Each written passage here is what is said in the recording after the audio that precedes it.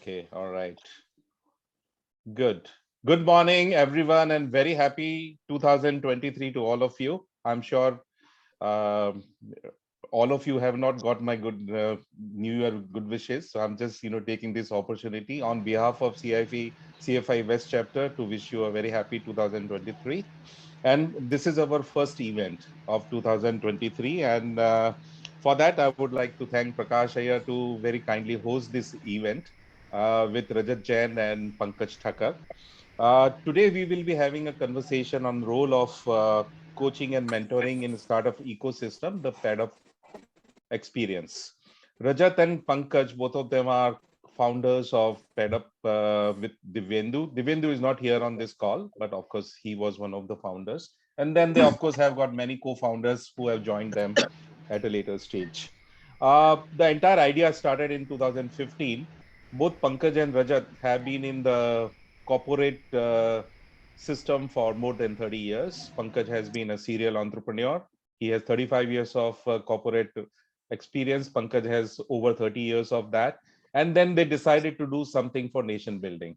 So this entire idea started off, PADUP idea started for the goal of nation building, where they want to create more employers than employees.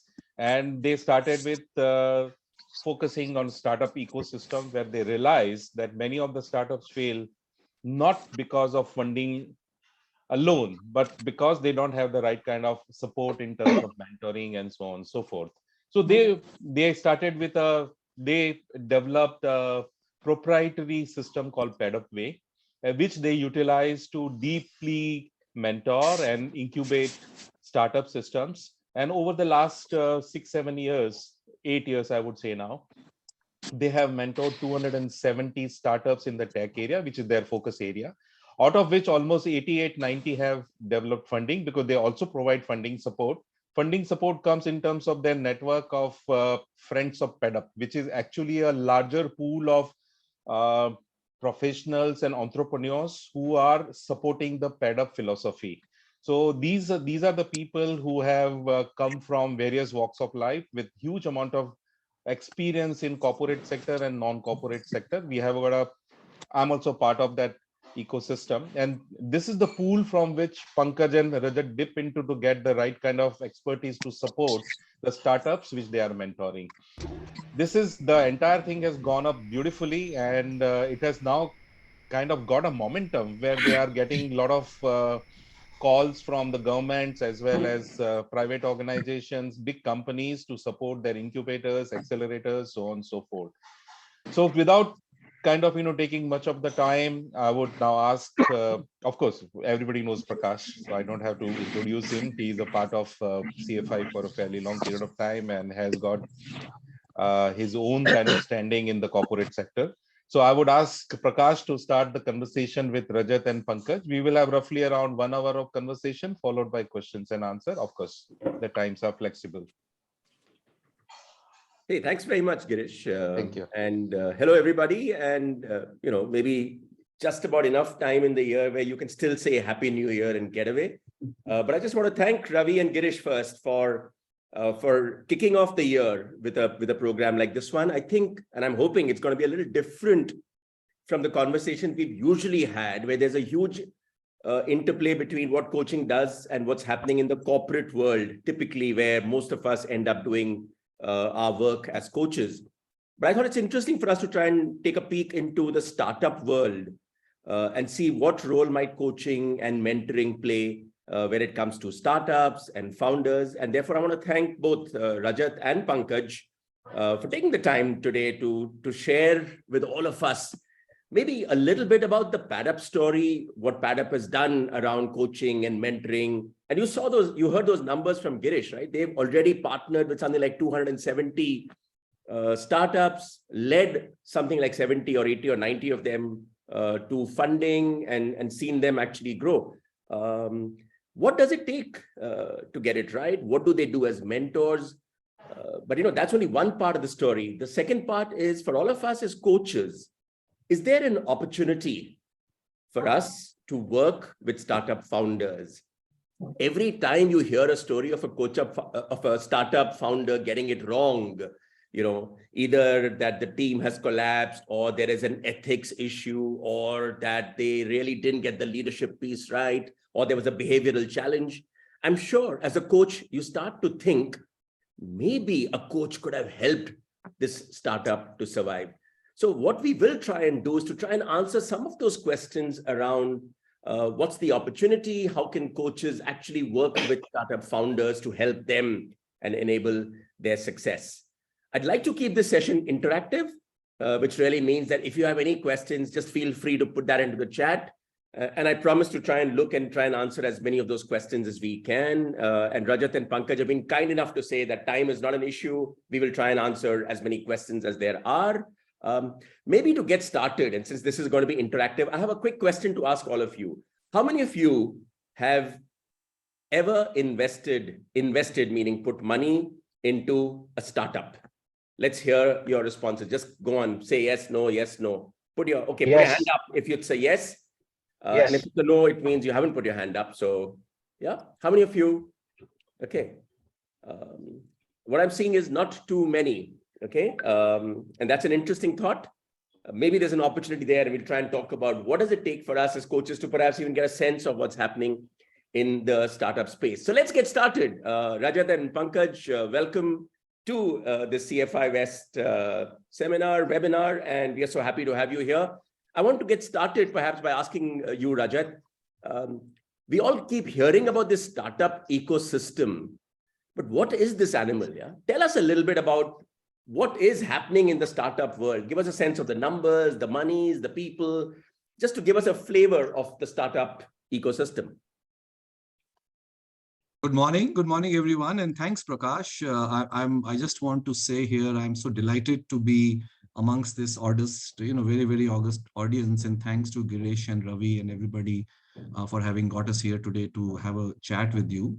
I mean, it is a very, very exciting ecosystem. I left my last job as managing director of Xerox, when I was 50 to jump into this just because of the excitement I had seen prior to that by turning into an entrepreneur after a 23-year corporate career. So I think this startup ecosystem in India has just been taking off in the last few years. And at the pace at which it is, it's now the world's third largest startup ecosystem. And I'm picking up some numbers from Prime Minister's presentation not so long ago at Davos. And he did say that, India contributes to about 1 out of 10 unicorns around the world. And the valuation of all these 107 unicorns that we have is about $400 billion. It's a system that's growing very, very rapidly. Almost 100 startups a day are coming up in India, right? And the country has recognized this even at the top level by having programs like Startup India, Invest India, and so on, which are completely focused on igniting the spirit of entrepreneurship in this country. And that's what ignited us also into what Girish used the term nation building, and how can we kind of contribute our next 10, 20, 30, 40, whatever number of years. And not just us, the entire PadUp platform, and which is an open platform, as some of you know who are also part of Friends of PadUp. We have now over 200 people, and that's growing very, very organically every day. How we can contribute back our experience and knowledge back to the ecosystem. So India has perhaps more than 300,000 to 400,000 startups, roughly a quarter of them recognized. The whole culture around that world is changing. My parents never told me to do a startup ever. They said quickly, get a job, get settled, get married. I think now today parents like me, I have 2 sons, and we are saying, go do something, do a startup if you want to, have an idea, try it out, etc., etc. And I think all parents today are quite open to their children joining startups. If it fails, that's also fine. Corporate India now accepts failed startup experience as very, very valuable experience. So I think all in all, a great ecosystem, growing very rapidly, a leading system in the world. It is the system that generates innovation, not just for the country, but for corporates, for educational institutions, for every sector. A lot of innovation tends to come out of small startups rather than large corporate houses, as we all know, and we'll perhaps talk about that a little later. But yeah, I think very exciting enough for us to say, our next 30, 40 years are in for this. Over to you, Pankaj, you want to add something? No, I think you covered almost everything. And yes, I am really delighted to be amongst the who's who of corporate world and now helping the corporate world with their wisdom. So startups in India, I think, is really one thing that you need to watch out for, because they're going to turn the economy really into that $3, $4, $5 trillion that we talk about. IIT Kanpur report just about maybe 5 years ago said that startups, and that those days we did not have so many unicorns, have actually contributed to 5.5 million jobs. So that's where I think the micro effect of startups can be seen very clearly. Also, if you look at the investment instruments, most of us are not really, till the time we really get out into the financial world and try and understand that, are not habituated to go and invest into the stock market. And the new instrument that is now being developed by startup is to invest small in the early stage innovations. And that's giving some humongous returns to this new instrument. So I think overall what I'm saying is that from all point of view, innovation, employment, and wealth creation, I think startup is really adding a huge amount of value to the entire nation. And that's why we want to be part of the nation building by creating more employers, not the employees. Brilliant, brilliant, Pankaj. And I think we did promise you that you get a lot of value out of this session, and it's right up there. Many of you invest in the stock market, and maybe there's an instrument you haven't discovered, which is to really try and say, can I put my money into the startup world? I think as coaches, you'll probably discover a couple of things. And as people who've been in the corporate world, one, of course, is that returns can be good. But if you keep the return bit aside, I think the opportunity to engage with young leaders, with young people doing very cool work, trying to build out businesses, I think in itself can be a great way for some of us who've perhaps left the corporate world to stay in touch with what's happening. And I loved a couple of things that Raja, you started off with here. And this whole idea of how the world has changed. Our parents would have been ashamed to say, "Mera beta business kar raha hai, meri beti, is in business." Versus today, Raja telling his kids, it's okay to go and do a startup. I love the second point he made about failure. Okay. Earlier, failure was a stigma. If you didn't have a job for 6 months, you thought it was something to hide from the world. Today, a failure in a startup is actually valuable experience. And Pankaj, I know you have been a serial entrepreneur. You've been a corporate, a techie, a mentor. So tell us, how did this idea of PadUp come about? Where did this come from? Oh, okay. So when I became an entrepreneur by accident. I mean, also, if you are in HCL, you're bound to become an entrepreneur at some point of time. You're against the odds, and everything that you do, you always feel, why can't I do it for myself? But it takes time. And the last job that I had was with a company called India Telecom, which tanked. Large, huge amount of HCL guys joined them, but became top heavy and joined and didn't have a job. And while I was looking for a job, in between, I saw an opportunity to work with a bunch of guys who had left HCL and wanted to do something. They were techies and they wanted somebody from sales and marketing to come and join them. So I joined them, and I joined them, and we were lucky. We used to represent lots of international companies in India, about 11 of them, because of our HCL connection. I even said that I always felt, who do I go to if I have to ask a question? There was Khanna uncle, but he would say, "Arey nahi, there was paise nahi hai, tu kya karega?" You need to be a rich guy to do business. There was no concept of entrepreneurship. That phase passed, and all that interaction. Then I landed up in the US, and I had this guy who was possibly 3 years younger to me, and he said, "You're wasting your time in India. Why don't you come here and do a startup?" And I had no idea what startup was. And I said, "Okay, what do I have to do?" And those were the early days of internet. In 2000, everything was, Yahoo was the poster boy. And this guy said, "Come here, think about it." I spent 3 months there and came up with an idea. Now, he sat with me, he helped me write a business plan. I had no clue what a business plan is. I knew what accounting was, but I had no idea business plan. I was a product manager in HCL. We didn't have any business plan. We just had a product plan. So he started, mentoring me and started introducing me, helped me create a business plan, the Excel sheets, introducing to the investors. It was a tough journey. Also put in his $500,000 into the company. And I learned everything from this guy. He is a very successful entrepreneur. And he told me, never say my name, so I'm not going, but he's like today $1 billion guy and funded about maybe 200 odd companies. But he was younger to me, and he was completely hand-holding me through everything I learned. Unfortunately, that startup didn't do well. After 4 years, I had to, come back to India. But he also explained to me, you need to actually ceremoniously bury this startup. Just don't leave it there and come back. Do everything, file a Chapter 11, do everything and come back. And that put me thinking, I need a mentor. Then the next phase started. And my other two founders were one from UK and France. They started mentoring me. How do you get this? And I had already learned a lot of things. So I always realized that it's a very lonely world if you don't have a mentor. And coaches were there, but I think the learning gap was too much between me and any coach that I try to find. And then when my investors came on board, I raised a lot of money, and scheduled investor came on board. One of the investor became actually a coach, because now he was training me how to handle board, how to do things, how to manage meetings.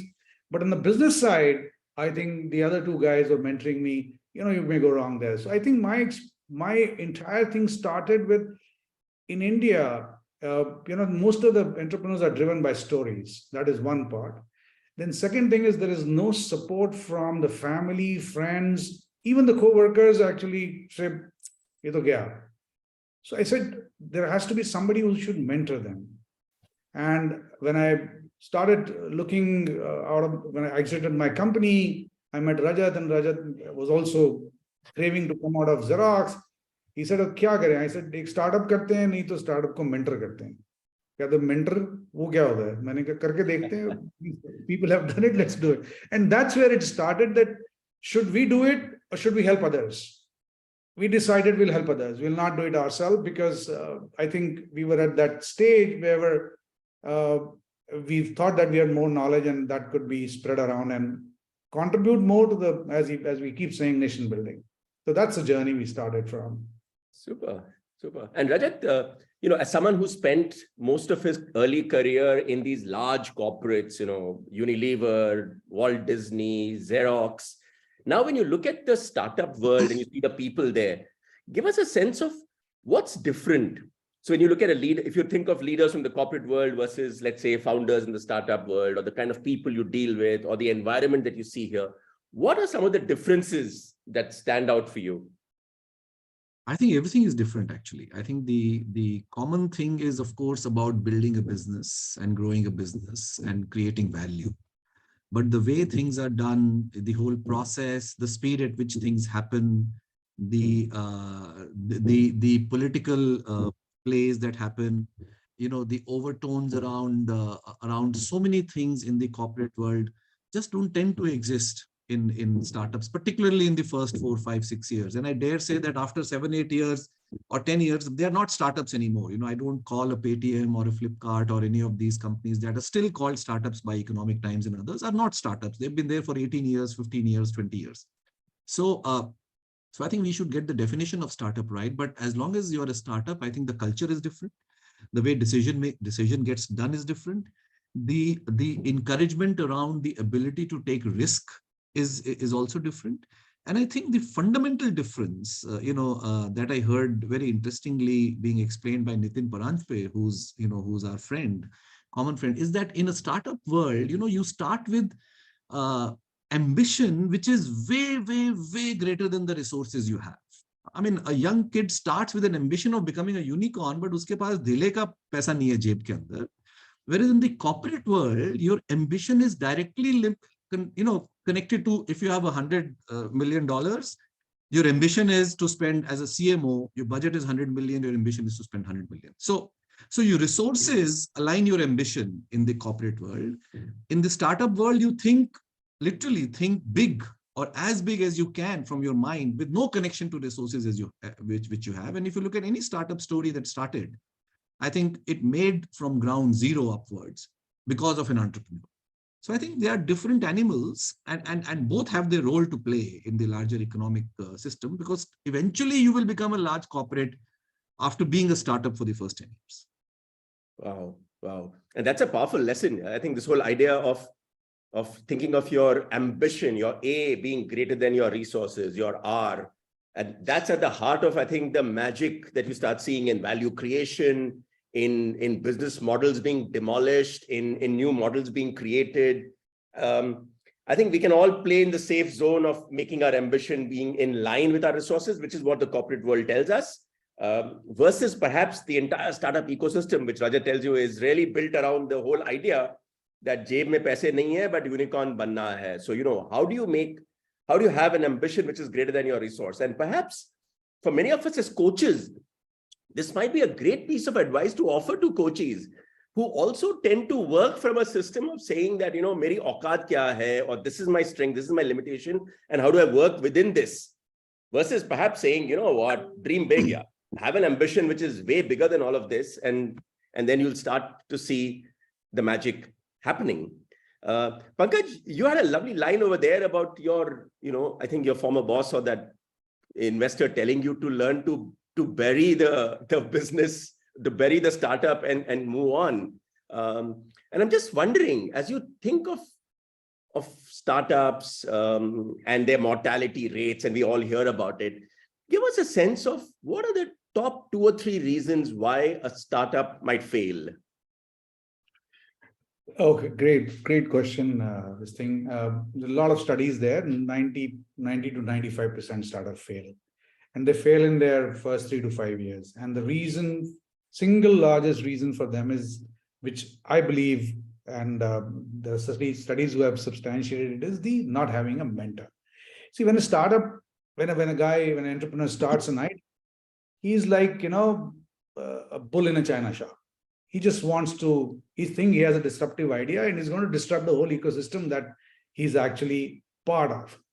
But the fact is, when he goes out there and he tries to do things, as Rajat said, with no resources, he really feels frustrated, he or she really feels frustrated, and then, just goes sideways in terms of not able to achieve what he or she is able to achieve.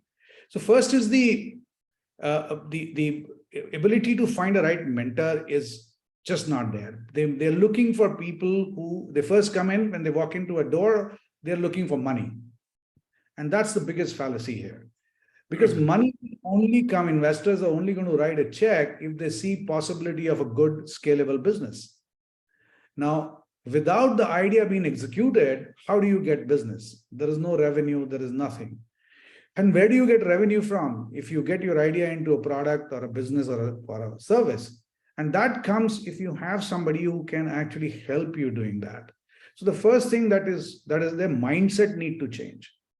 And when you talk about A greater than R, it's also important. I had that benefit. Unfortunately, most of the people in this room may not have. I'm not an MBA. So lucky you, Pankaj, lucky man.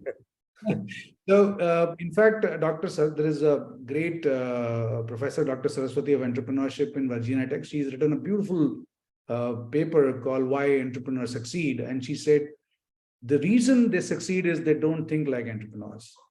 And I'll share that on the chat later on this, which is basically you need to think exactly opposite. So the mindset is the first thing.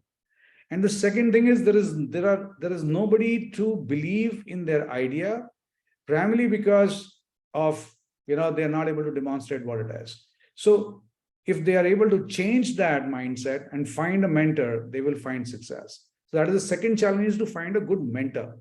Now, when we talk later, we'll talk about mentor and coach, and they don't find mentors. And most of the successful entrepreneurs, unfortunately, are not good mentors. They have this whole, confirmation bias. मैंने ऐसे किया था, मैं successful हूँ, ऐसा करोगे तो ही successful होगे. Otherwise, you don't listen to me, my way or highway. And that kind of deters them, and they go into a different spin. And most of the startups still, after having a good mentor, also don't, I would say a successful entrepreneur as mentor, they don't succeed. So that's the second thing. And the third thing is, the startups need to work around their core skills. Many of the startups you will find they have a technology idea, but they don't know how to build a technology, or they have a technology idea, they can know how to build technology, but they don't know. So if there's no complementary skills in the startup, they're bound to really, struggle to reach a level where they can demonstrate success. So the first thing is, of course, the mindset. The second is having a good mentor. And third is, of course, their skill set should be complementary to do a business. Otherwise, it's very difficult to survive. But tell me, Pankaj, when a startup doesn't quite make the cut or dies, is it because they ran out of funding? Is it because their strategy was wrong? Is it because they, underestimated, whether there was an opportunity for the product, there was no market? What are some of the things that typically contribute to the startup failing? So single largest is they ignore their customers. Ignore their customers. That's the single largest. I mean, all studies you will find that 70 to 80% startup failed because they do not, validate their idea by going to the customer, talking to them. They think, it's all about mere ko ho raha hai, to sari duniya ko ho raha hai types. And that is, so the customer centricity is the biggest issue there. They don't think about customers. They think about the idea more. They think about the solution more. And the second thing that adds to it is they don't know if they're solving a problem which is really critical and has a scale that will actually create a large startup. Yeah. And I think there are a couple of things you've said here which would be of great interest to all of us. The first, I think somewhere along the way, you did talk about a question on an entrepreneur's mind is, who do I go to if I have a question? Okay, and I think that's an interesting one. And therefore, how can we be the kind of people who an entrepreneur or a founder can turn to when they have a problem or a question? I'll also like something you said, Pankaj, about how very often it's this successful entrepreneur who they turn to for mentoring advice. And successful entrepreneurs don't necessarily make great mentors.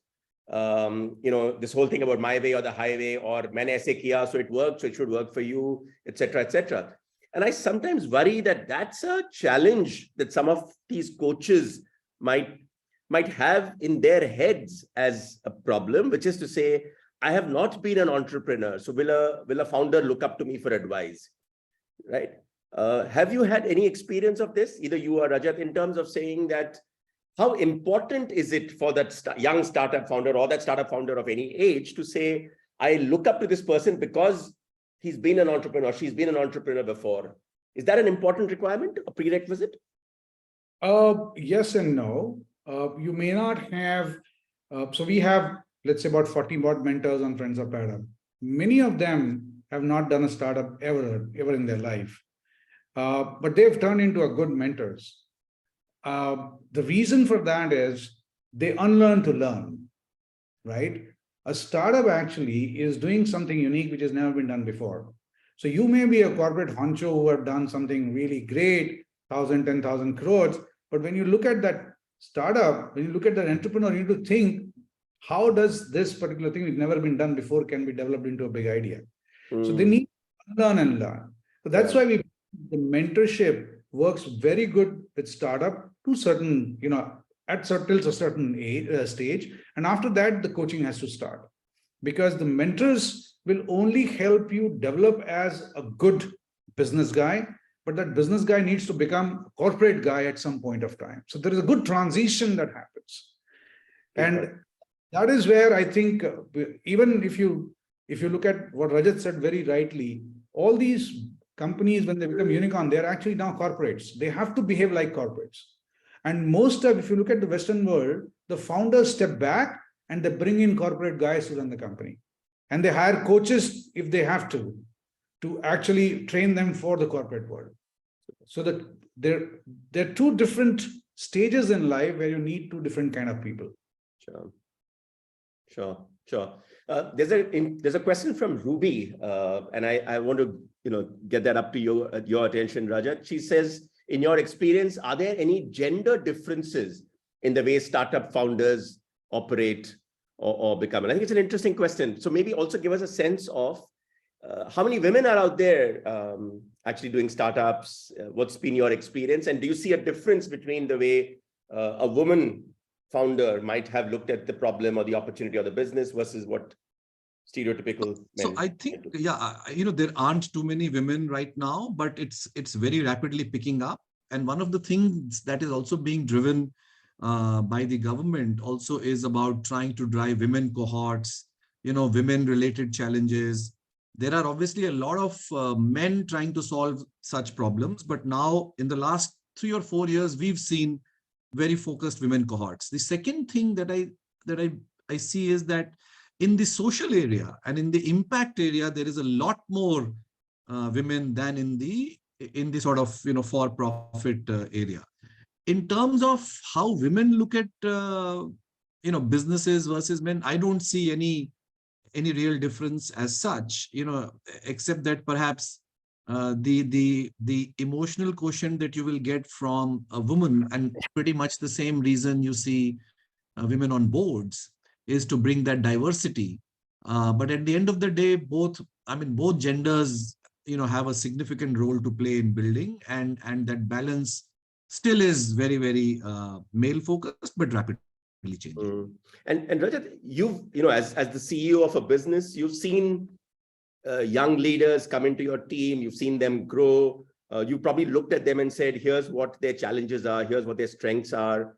I want you to wear that hat as you look at the entrepreneurs you work with, and tell us what, from a behavioral or a leadership standpoint, what are some of the challenges that you've seen with these startup founders? So, yeah, there are quite a lot of areas there that I can talk about. I think the first thing is about just the way they think, they think, which is an advantage in the startup world. But if you think of as a leader from a corporate place, is about lack of structure.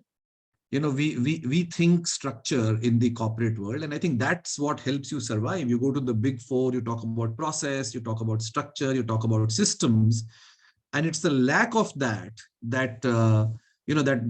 helps startups survive in the first 5-7 years. So I think that's one big. I think Pankaj mentioned unlearn. That's a significant unlearning, at least I had to do myself in the first 3-4 years, to say, aise nahi hota hai. This is not the only way to do it, because I'd seen, many companies, but most of them at large scale. So I think that's one significant thing. The other way is to see that, money is not available in plenty. Actually, there's no money. In the startup world, you have to be very, very careful, and which is what we call the word bootstrap. I've rarely seen the bootstrapped culture in a corporate environment. There's a culture of when it's good, spend a lot of money. When anything goes wrong, just cut everything. You fire people, you freeze travel, you go down from business class to railway station, or whatever it is, right? But consistency around that does not exist. And it happens every year in the corporate world. Come last quarter, profits are not being met, you just cut cost and meet profit. That's my experience, by the way. So there is a significant difference if you put on the hat of a corporate guy to look at the startup world.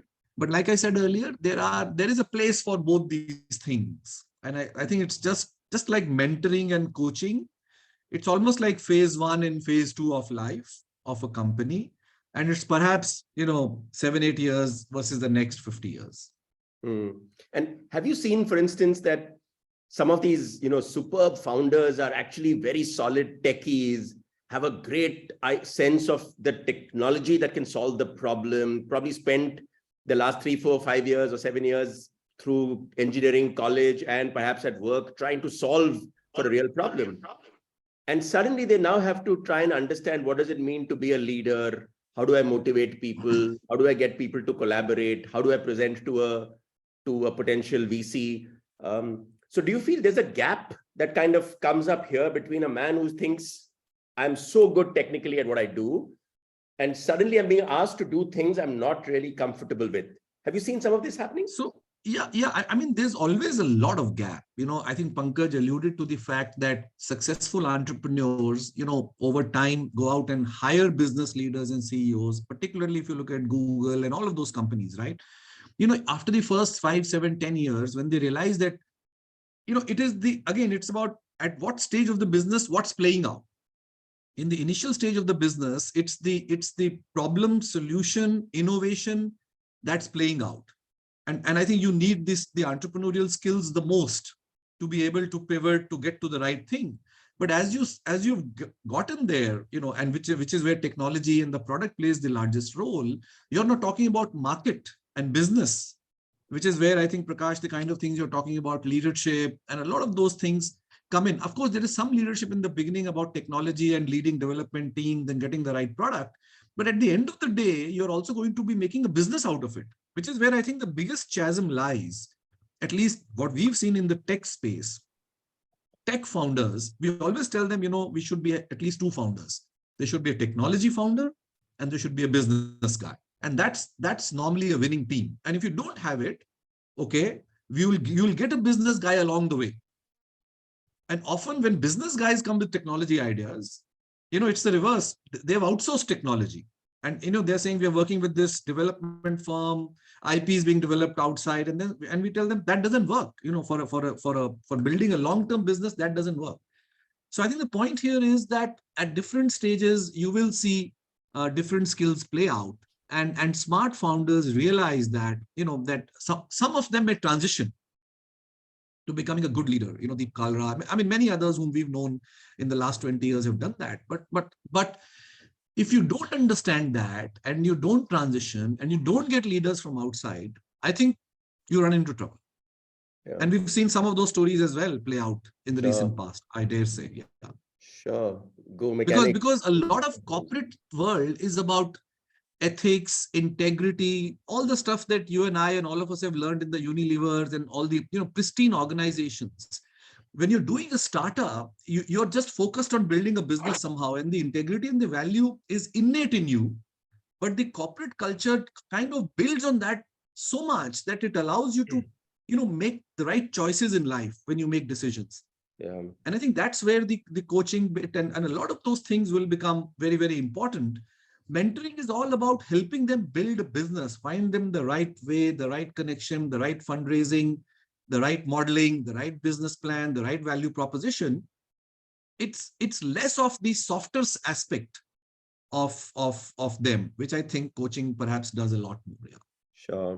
Sure. I think that's something for all of us and for CFI perhaps to think about, because what we are hearing really is, a classic one of saying that it's only when you're 45 and diagnosed with diabetes and obesity that you start saying, I need to go on a diet and start eating healthy. And it's only after you've had your first scare with your heart that you now start saying, I need to start walking. And is there a case for us to try and say, how do we get into the game early? How do we start telling these founders that, it's not about when I'm ready to go to the VC, then I will start learning all of this stuff, but can I start early? Maybe for all of us to try and say, look, how can I get into the game much earlier than I might have thought possible? And I think that's really a question that I think Suresh also had, where he says, what's a good time for an entrepreneur to hire a business coach? And I'll keep the word hire out for a minute, because I think there's a huge challenge with that word in itself. But tell me, in terms of getting a coach to come and talk to an entrepreneur, what could be the right time? Is there anything like the right time? Yeah, the perfect timing is when you raise the good institutional round. So what, the journey of a startup is some seed round, some angel money, some pre-seed, but moment you raise an institutional round, I think it's the right time for them to hire a coach, because how to deal with this, institutional investors or a formal board, or how do you hire people? How do you hire good people? When to step back? So question you asked, one of my advisors in US was a guy called Pradeep Sandhu, who was the original founder for Juniper Network. And when I met him, he had stepped back from as a founder, CEO to CEO, and I asked him, why did you do that? He says, Scott Cranes, whom he hired, he's a way better business guy than I am. And Pradeep Sandhu was the original founder. He had 78, 80% shares when he got people in. And he said he can run a business better than I can. I'm a good core technologist and I'm going to run technology. So a lot of companies, we actually coach them. In fact, a couple of companies currently are raising money right now. We're telling them, please find a good CEO. So what is the option they have? Either they find a good CEO or train themselves to become a CEO. and train themselves, become a CEO is a coaching job. It's not a mentoring job per se. Mentoring is almost standing there and hand-holding them to actually not only carry on their day-to-day activities, but ensuring that their business grows laterally also. So I think there is a very clear-cut sign that they need somebody to help them. For Sure. something like, let's say, Deep Kalra, he never had to do that. He came from a structured background. He knew everything. For him, it was other way around. He had to, kind of leave all that he had learned and do that. But for other guys who have risen through the ranks or, not been in the formal structure, for them, it's pretty difficult. Yeah. I want to address what I think is a bit of an elephant in the room, which is really this whole idea of, typically the way coaches work with their clients is that there is a client organization that is paying to get the coach to come and work with a coachee. That's pretty much, I'm guessing there will be exceptions, but broadly, that's the way it works.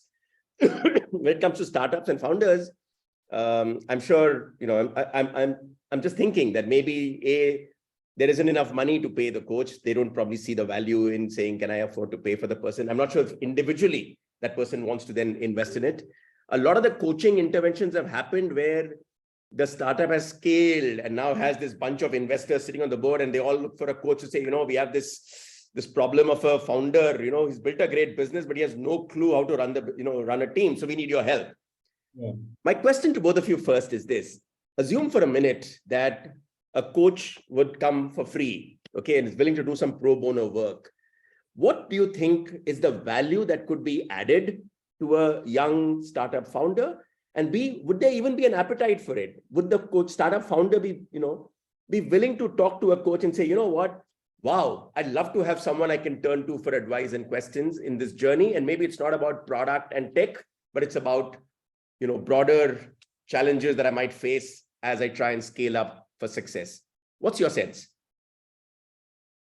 So my sense there is, Prakash, there is definitely a need, and good founders will always, it's exactly the same that they don't look for mentor on the day one, though they should. Similarly for coaches, moment they're moving up the ladder, they will have to have coaches, and if they're not, I think it's their disadvantage, complete disadvantage. Now, for corporate coaches, they will have to actually kind of find what are more relevant areas they need to coach them also. Right? Some of the things in the startup world, when they're transitioning into let's say a 10, 20 crore, 30 crore revenue stream is to how do you manage growth? And they have no clue because they just come into it started growing and do that. So for them, not only hiring, revenue, people management, innovation further going on, all that is an issue. Now, while mentor can bring them to that stage where he or she can easily,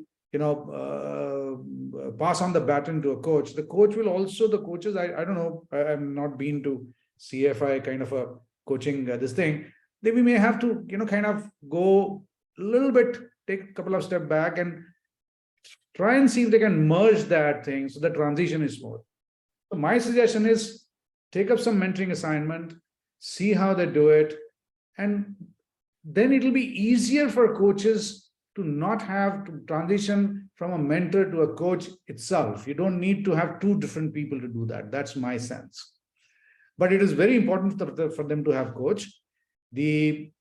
One of the ways you can do is influence the investor's mind, and the investors are very keen to have, because they know the value that the coaches or any training can bring in is amazing for building of not only personally for a founder, but the entire team as a founding team, because it's now teamwork. Yeah. So that's your sense that let me just add to that. I think it's difficult for early stage, very early stage founders to have two different people. I think that is clear to me, that it will be difficult for him to have a mentor and a coach. The second thing is, yes, I think they are bootstrapped, and the models that exist around can be very different. For example, I'll just tell you, in the pad-up model, we do it free of cost to the startups. We don't charge anything. In fact, on the contrary, once we select a startup, we actually put in money and buy equity in that company. So we take a small equity stake, which we call mentoring equity. And then we commit ourselves to him for, 2, 3, 4, 5 years, whatever, because mentoring relationships are typically seen as relationships for life. Now, this is not a prevalent model you will see anywhere, perhaps in India, where you take a small equity and then you just hope that, over the next 10, 15, 20 years, it'll work. But that's what, when you mentioned some numbers, Girish, in the beginning, 270 startups, 88 funded or whatever, we haven't charged a single rupee in the last 8 years to any startup.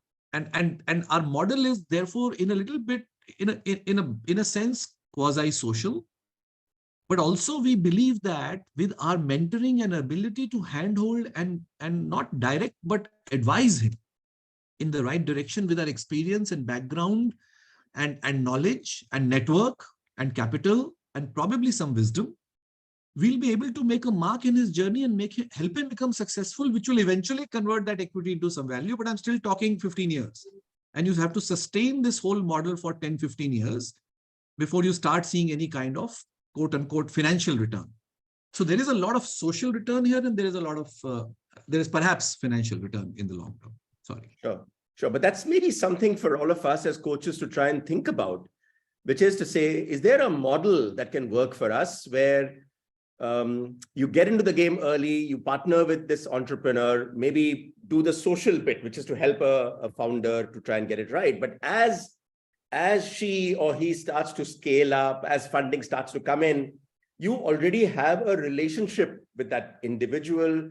You've understood the person, you probably invested some of your time, and that perhaps starts to then work to your advantage in terms of a payback.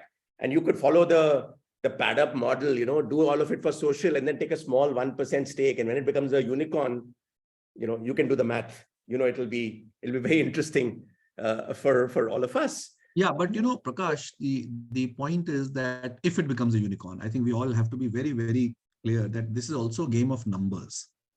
If you do 1 or 2 or 3 companies, the probability of a unicorn is about 1 in 80. 80 initially funded startups, 1 out of 80 or 1 out of 100 will become a unicorn. That 80 is coming out of 8,000, I think. Right? So there is some statistics here around numbers as well, which we all understand, that it's almost like angel investing. And you mentioned about this new class of investing. A lot of people ask me, I want to put this little money here, little money there. I tell them that, don't do it as an off chance. It's not about spray and pray. It's about picking it up as a practice and saying that I will invest, 5% or 10% of my surplus every year in startups and do it and build a portfolio of 10, 20, 25 startups. And then you'll see 1 or 2 successes, which will give you 100x, or whatever it is. And that covers the entire loss of the rest. So I think one also has to be careful about the disappointments that may come along the way. Sure. No, and I think to be fair, a unicorn is just like one of those things. You don't have to be a unicorn. You could be a reasonably well-funded, good startup, and you're in the game anyways. Yeah. But I was just thinking that maybe it's for Ravi and Girish and Suresh and the CFI fraternity to try and explore, is this an opportunity for us to try and say, how do we get into the startup game by engaging and recognizing that, look, if you expect to be paid in the first stage, it may not happen, but maybe there's an opportunity for you to do social impact, which is to help them. And hey, potentially this could translate into a model where, and I'm just thinking, there was Bill Campbell, I think, who wrote a terrific book called, no, he didn't write a book. There's a book about him called $1 Trillion Coach, written by the Google founders. And he's the man who was a football coach early in his life, then went to work with Apple. But he's also someone who, coached a lot of the Silicon Valley guys, including, I think, Sundar Pichai. So what does it take for some of us as coaches to be seen someday as the person who helped that startup founder, when that startup founder is, ringing the bell at the stock exchange and talking about what a great business they've built? Maybe he's going to talk about a coach who stood by his side from those early days and made a difference to him. Is that opportunity there for us? And how do we progress to make it happen? Maybe that's that is something that I thought I would, kind of leave for everyone to think about. There are some questions that have come in, and I'm going to try and get to them before we end in any case. But before we go there, I want to kind of shift track just a little bit to try and get a sense of some of the other models that might exist. And I know that you guys have partnered with, for instance, government at some level, right? The government is spending a lot of money on startups. And I think you guys did allude to that. Is there a way by which that can be channeled somewhere into paying for some of this? Or what is the government doing to encourage success in the startup world? So Prakash, I get two parts of your question. But before I answer that, to the earlier question, I want to say the coaching actually comes in when the risk is almost mitigated. If somebody's got 10, 15 crores worth of funding, the risk is to a larger extent mitigated. Of course, there are companies with hundreds of millions of dollars and gone down under. That's very, those exceptions. But the companies, when they need coach, they've already raised a substantial amount of money and they have a formal board. Everything is there, and now he or she needs coaching. So I think that is there. And the model there could be part equity, part cash, something, it has to be adjusted. It has to be kind of carved out of that, and that would work very well.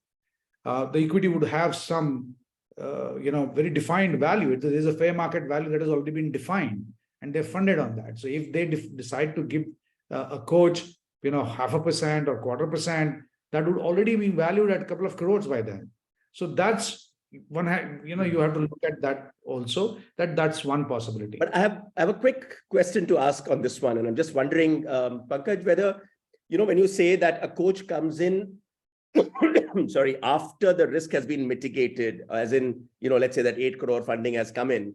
And my question is really here to say that, is that the way to look at it? Or could we say that having a coach could have actually enabled or heightened the success probability of finding that 8 crore?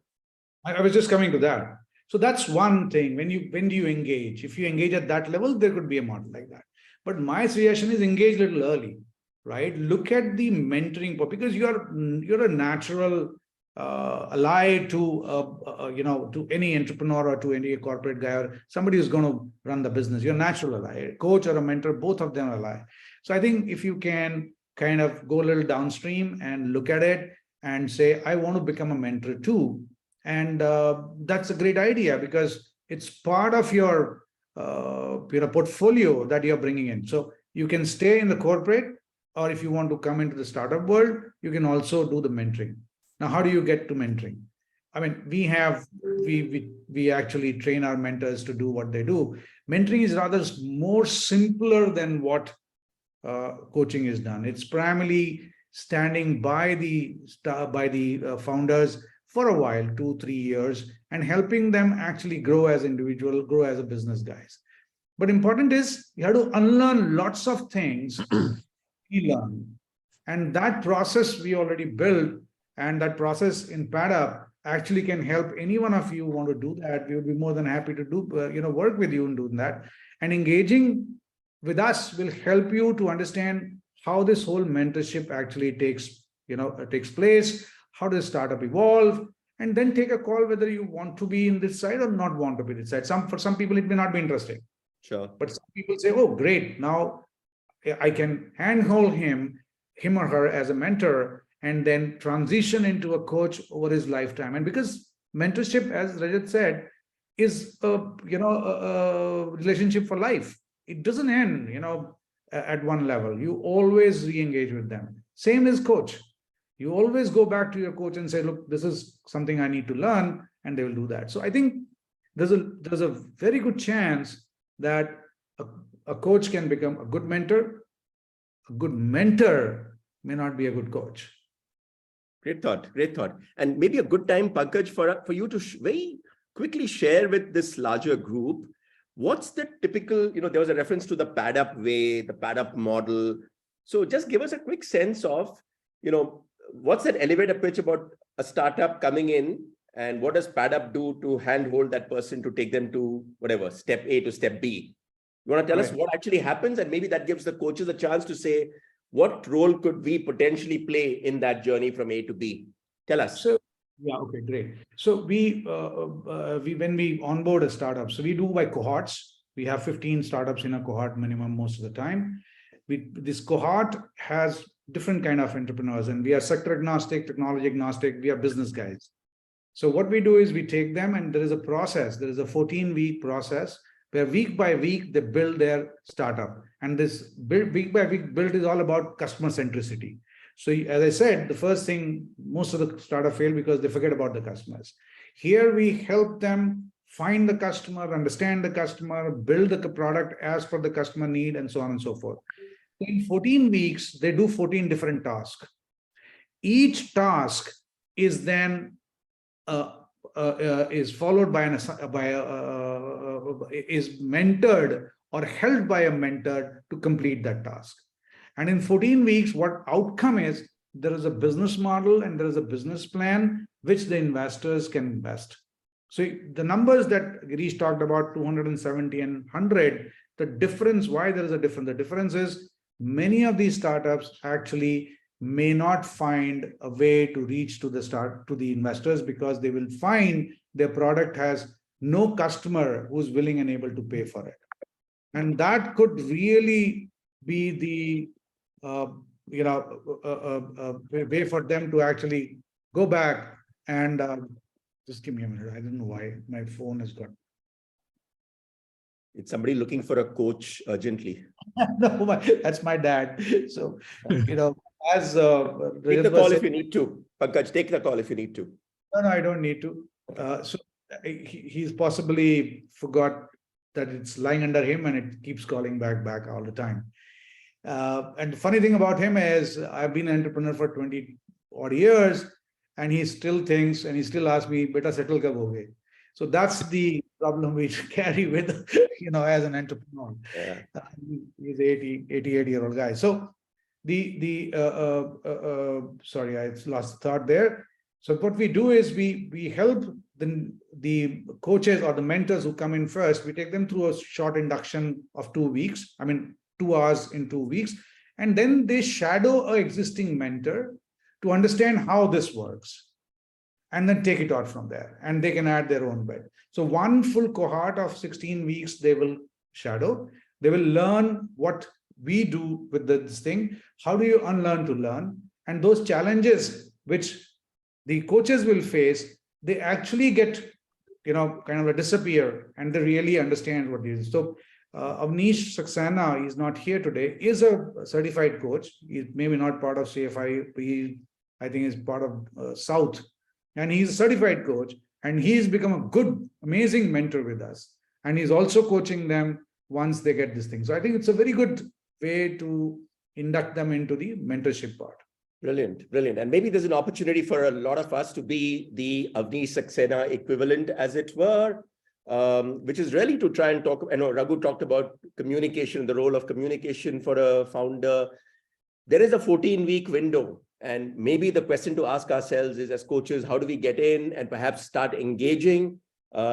Maybe, I don't know, Pankaj, there could be an opportunity for some of us as coaches to go through your version of that mentoring program to say, look, how can a coach also play the role of a mentor? And that's something I want to come back to. But before that, like the government, I thought there was a couple of other interesting things that CFI does.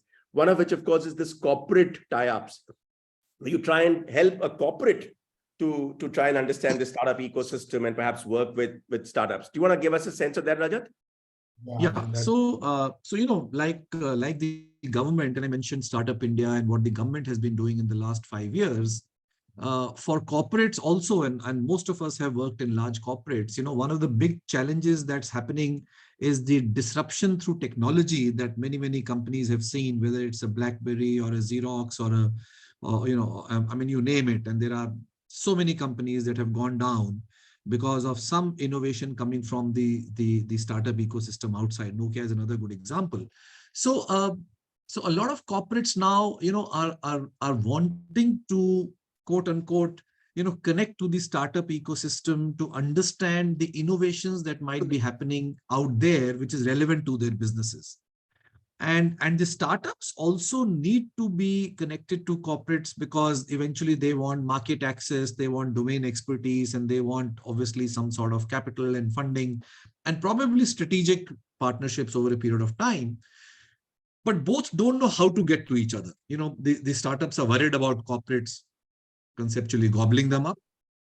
And the corporates are far too high, business class, call you into a 5-star lobby. The startup anyway gets intimidated by all of that, and he wonders, I don't want to meet, so and so. So what we do is we actively work with corporates and help them to, to source or ferret out great ideas from the startup ecosystem, and we become their connector to the startup ecosystem. So I think that's one part of the innovation play. That's a profit-oriented innovation play. But yes, from a government standpoint, it is driving innovation in science and technology and life sciences, biotechnology, agriculture, education, etc. And a lot of that is again happening in this 3-4 lakh odd startups that exist, and many that are coming up every day. And how does the government engage with them? So we are knowledge partners to Niti Aayog, to various ministries. We've spent the last several years in advocacy of mentoring. I think the fundamental point that we still sit on is mentoring is critical for a startup, or mentoring improves the probability of success. More than that, mentoring improves the probability of survival in the early stage. In the first 5 years, you will only succeed if you survive. How do you just not be the 95% and come out in that 5%? And we want that 5% in India to become 15%. Why is it 15 or 20% in the United States, in the Bay Area and other places? Simply because one of the big differences, it's not funding or angel capital. It is about getting a mentor early on.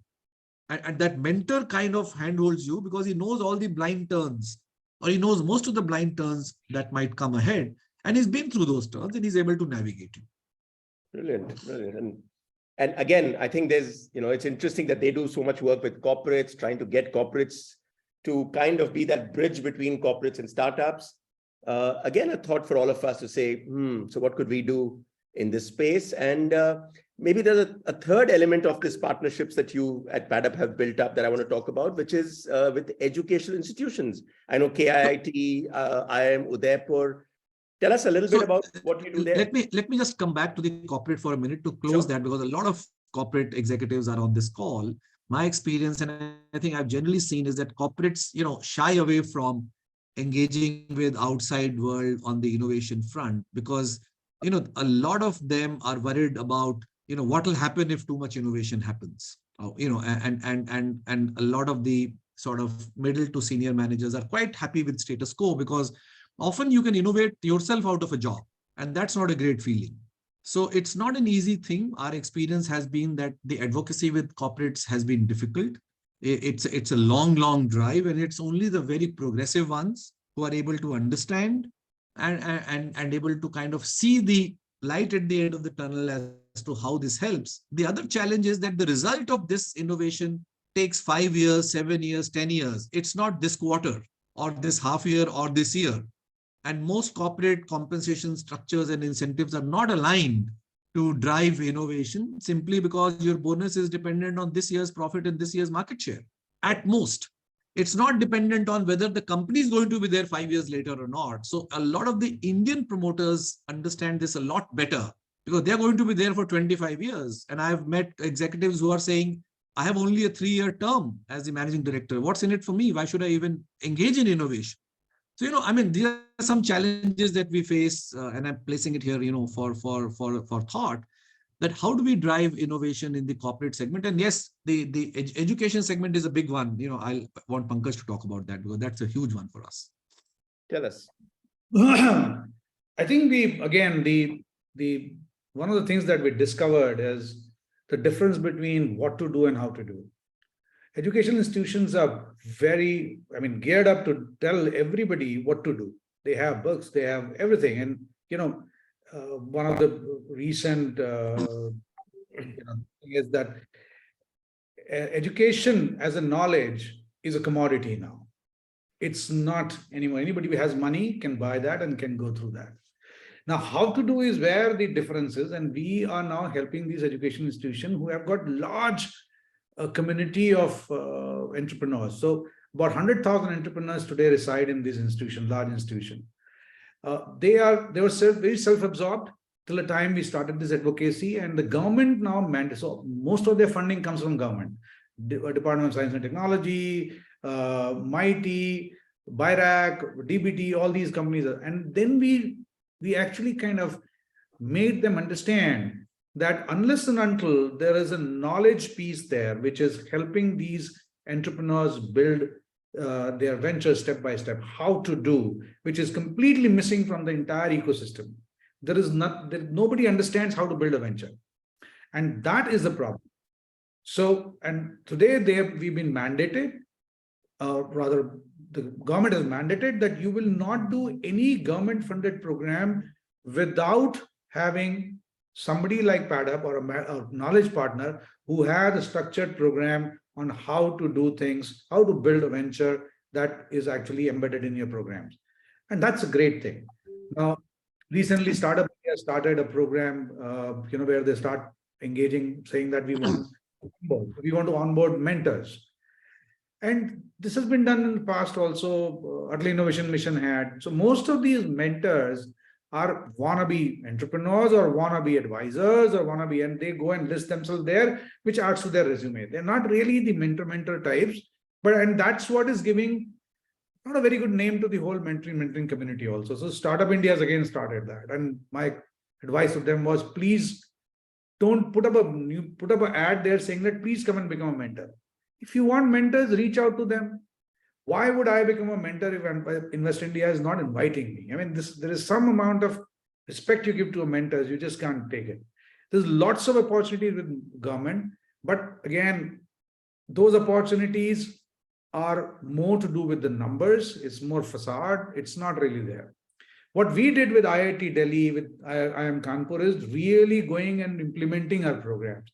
And that's really playing out well with them. They're now realizing that their survival rate and the funding rate, so there for them, survival rate and funding rate is equal. So their funding rate has actually gone up from 2% to 30%. And that's the impact we are able to make, from 2% to 30%. If we had a cohort of 10 companies, only possibly half a company would get funded. That was the way these cohorts were run. We went in and we showed them how 30% of them, at least 3 out of 10 get funded. And that all is funded by our community, by Friends of PADUP. There's another community called Winners. All these communities, angel communities are coming, which are all CXOs driven communities, and they are funding it. So the point is, we are able to make that difference and we're able to show the government, but still it's a very long way to go.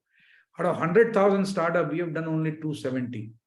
I mean, we possibly should have done at least 5,000 by now if the government had heard us, because virtualization has given an opportunity to do this to a large bunch. We can do 100 startups at a moment, but I guess government is not ready for that. They're slow movers. So, but corporate innovation is where I think there is a huge scope, huge scope. Give you an example. We did for a corporate, I don't know if I can name them or not. Rajat, I don't know if I can. You can say it's something like geography, Switzerland, kingdom, and without naming them. So, something like that. So we did that. We engaged with them, and we did a very interesting exercise with them, which was, what are the problem statements for this company? Now imagine a large company, global company, 5,000, 7,000, 10,000 crore revenue. And we did a 6 weeks program with them. They came up with 54 different problems. And this was done by them. We just helped them do that. And half of them was because of incongruity, which is basically they could have done it themselves, but nobody cares about them. And I think their innovation is not happening in that company, primarily because nobody is actually looking at innovation or solving those problems and moving into the future. Now, as coaches, this is one of the things that can be done brilliantly to connect with the startup world, because they have no clue how to do innovation.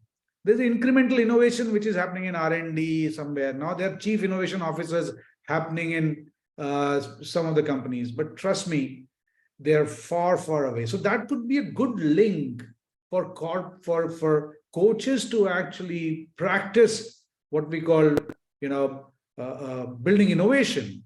And if you take up that as the additional agenda, coaching them for innovation, I think we can help you in that. And that could be a way to, create this whole different kind of entrepreneurship, mentoring, I would say a community that currently does not exist in this country. Super point.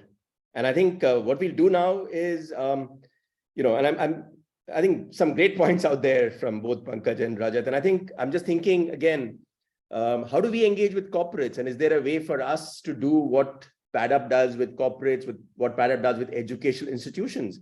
Can we do that? There's a leadership challenge happening perhaps at a business school, and the 5 winners get coaches for the first 3 years of their life.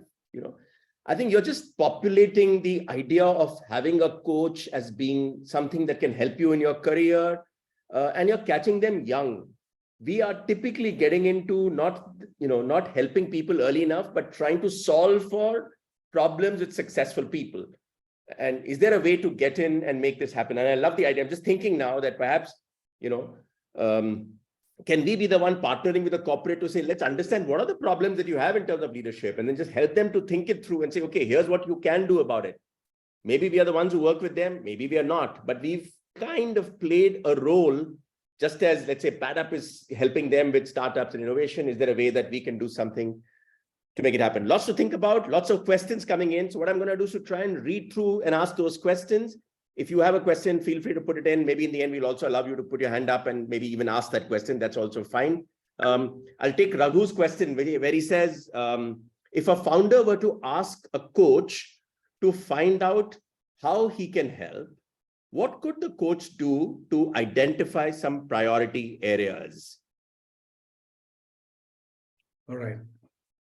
I think the first thing the coach, obviously this is coming from our mentorship program itself. First thing is to help them find out what is the problem they are solving. Is that problem really exist, and what's the root cause?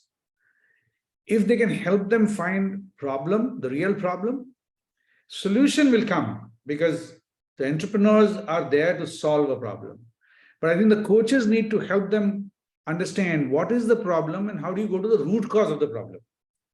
If most of the times the problem and the solution is not really very attractive, because people are treating the symptoms of the problem rather than trying to address the problem itself. And the first thing coaches can do is to make them realize that you are not really addressing the problem from where it originates, but you're actually treating the symptom. So if you have a medical problem, first symptom is the fever. So it's not fever which is the real problem. The problem is somewhere else, and that needs to be diagnosed. And that's where I think the problem finding or creating a problem statement can be a really very, the first thing that coaches can address for the entrepreneurs or the founders to actually start looking at you and saying, wow, okay, I didn't think about it. Rajat, Anita has a question which says, scaling up from, how do you scale up from being a startup, and what can a coach do to help scale up a startup? So yeah, scaling up, I think, is really the step 2 once you survive and you've reached a point where, your problem, your solution, your business model, things are in place. Now it's about rapidly multiplying that to create a business. And I think it is at that point that the, and I could say typically this could be at Series A kind of a situation in the startup's life, which normally takes about 4 to 5 years for a successful startup, or 3 to 5 years. Coaches can really come in and support with leadership, with people matters, with helping them around soft skills while they navigate the business. And I think an overall development of their personality, and so on and so forth, is where I think a lot of important role and this is a generic thing. I mean, of course, it will dependent on specific challenges that might exist in a specific situation. But it is at that time that when scaling up happens, I think the role of coaching clearly increases, because the challenge around survival has been dealt with. MBR has a question, Rajat, and I'll try and split it into two and ask both of you. The first question for you, Rajat, is, according to you, what are the 2 or 3 most important qualities a startup person should have? So I think the first important quality, that a startup guy should have is the ability to, conceptualize and understand the problem really that he wants to solve, and he should have some innovation in the solution that he's trying to build. Because very often one of the challenges that people face is that their ideas are a derivative idea. They're not solving a real problem, or there is no innovation. So I think that's the first, let's say, business kind of ability is required. On the softer side, obviously, the ability is around risk taking, staying the course, ability to go through ups and downs and, really tough business or life cycles, because he should have a clarity of clarity on the concept of affordable loss. There is this constant think about, and this is a very important concept called affordable loss, which is that how much money are you willing to put on the table, which is about your opportunity cost, which is about the investment you will make yourself, which may come from your savings or friends and family. And you may want to draw a line at some point. And I think just ability to understand that concept, because otherwise people may take 6 years to figure out that it's not working versus figuring it out in 6 months. Yep. The second part of Rao's question, and I'll turn that to you, Pankaj, was what are the 2 or 3 qualities that a startup founder should not have? I think one is he should forget his MBA degree. Lucky for you, you don't have one. Not so easy. That's why he's been an entrepreneur for 30 years. It's. I just put a paper there by Professor Saraswati in the chat. Please download that. It very clearly talks about there's an effectual thinking process that entrepreneurs needs to have.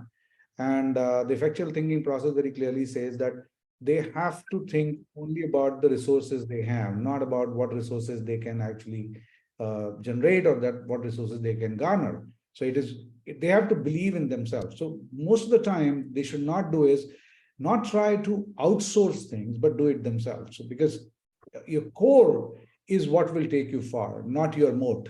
So there's a difference between core. And a lot of people depend on moat. Moat can be anybody can overcome moat by more resources, more funding, and more number of people. But core is where they should focus. So the moats is they should not depend on moat. The second thing is they should not look on the day one. They should not start looking for funding. Moment they start looking for funding, they are distracted. And even if they get funding, they will not really be able to kind of do what is really to be done at the inception of a startup, which is to build product and services which are related to this thing. The other thing is today, most of the deep tech startups are actually trying to depend on government. And that's another issue that I really don't prescribe to.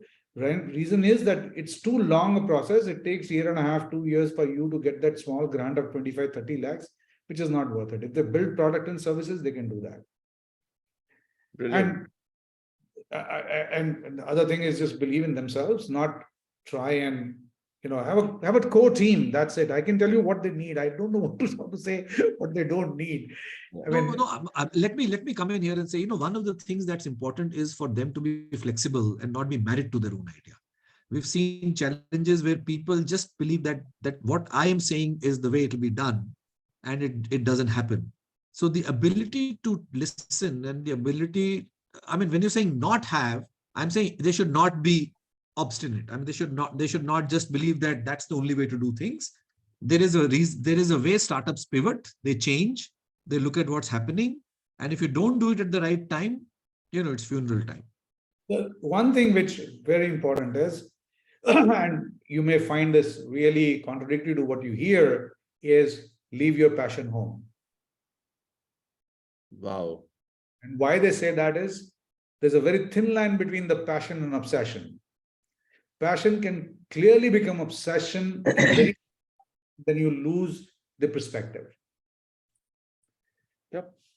You may be passionate about what you do, but you can't be driven all the time by passion. You need to be driven by the practicality. So leave your passion home and come home with all your eyes open and to work with other people.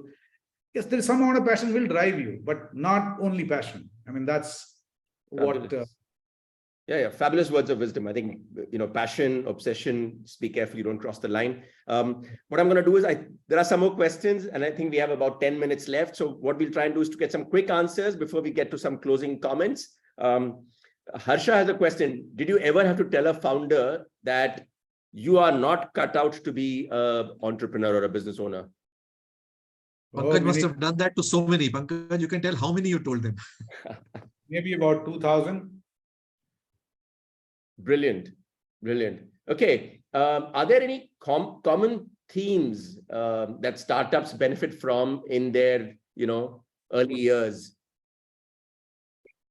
That's from Oscar. So I think most of the startups should see, it should not be driven completely by greed. One of the major people forget about it, and is that social problems have the biggest wealth creation opportunity. Sure. So I think every problem should have a social linkage somewhere. I mean, you look at Naukri, for example, it had a social, it is generating employment, getting employment to unemployed. It is a social issue. So many of these issues that you will see, fintech, all these, people are actually trying to solve the problem, which could have large social implication. If you have that, it can be a very big business. So this is the theme that I look for personally. How is it connecting to some very core problem that the country or the people at large are facing? Sure. Sudarshan had a question which says, how do you select a startup for investment? We don't select. We take the startup through the process, and the process decides whether that startup can be funded or not. We have a process, as I said, it is all assignment, task driven.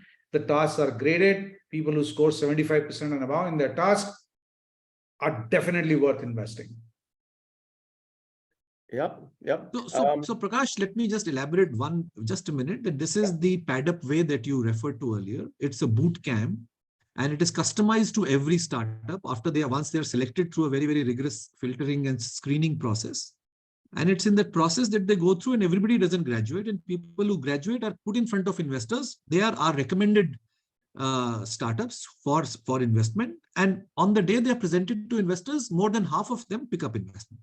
And the other half get critical inputs, and they go back and with the feedback loop and come back again. And then some get investment, and some are then also told to go home. I mean, exactly to Oscar's point, you should go back and do something else.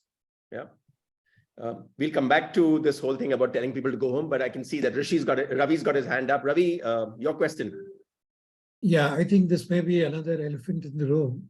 You talked very interesting insights about the fundamental differences between corporate and startups.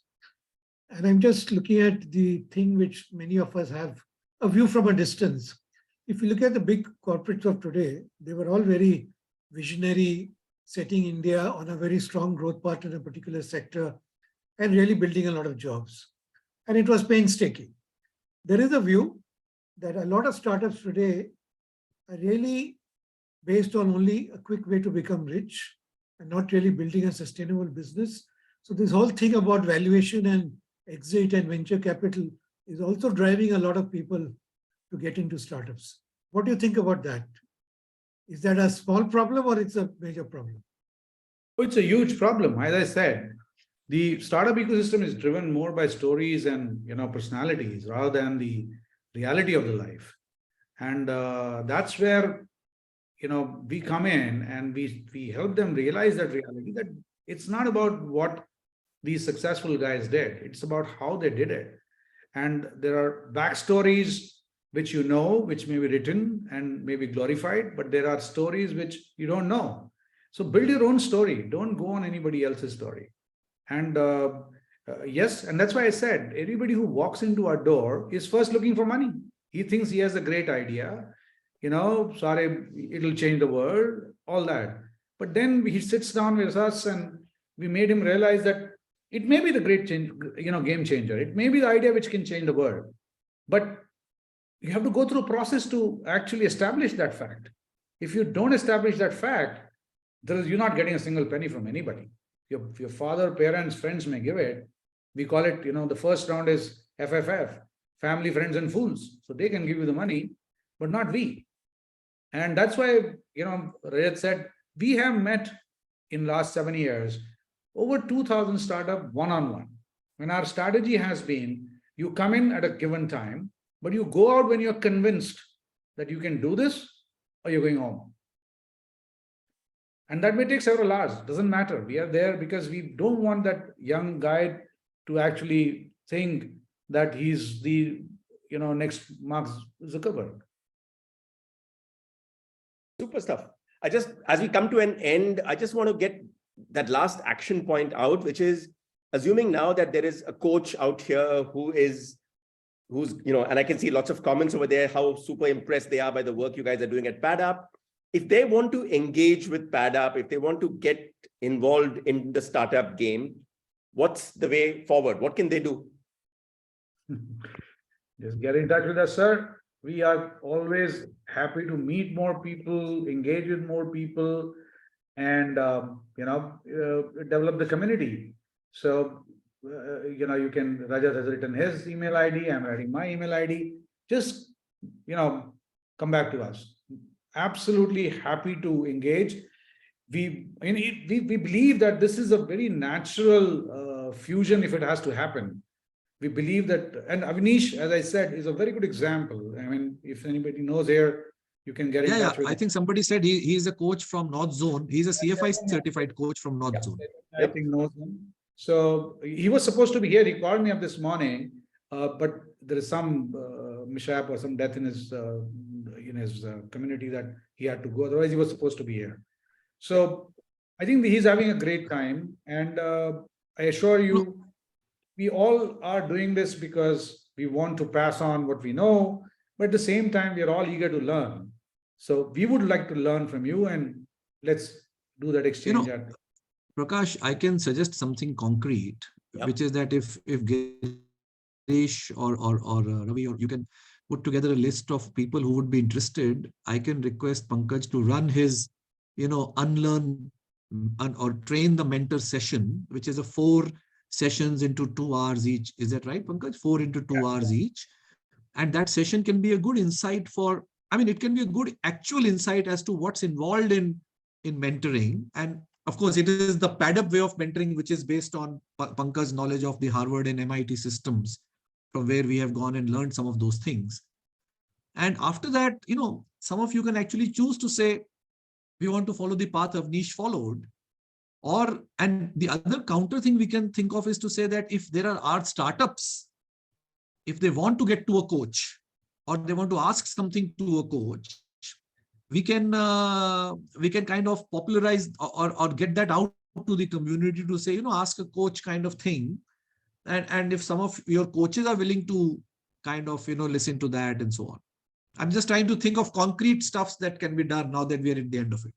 Brilliant, brilliant. And I think that's a generous offer. So if you're interested in going through the 4 into 2 hour sessions that Pankaj will so kindly run for us, I think it's a great idea to pull together a cohort and go through it. If nothing else, you'll get another perspective around what does it take to be a mentor to in the startup world. Great learning. And Rajat, I think it's another great idea to say, can we create a forum which could be like an Ask a Coach, where PadUp allows almost like this little button which a startup founder can press to say, I want to speak to a coach. And maybe some of us can volunteer to say, look, I'm happy to have that conversation without any expectation of what it might pay me today, but really to say, A, I give back, and B, potentially this could mean something in the future. Rajat and Pankaj, thank you so much for sparing the time to share your thoughts, sharing your journey. I think it's been fun listening into both of you. It's been enlightening. And to Ravi and Girish, thanks for putting this together for us. And I'll hand it back to you, Girish, for your closing comments. And to everybody else, thank you very much for listening in. Back to you.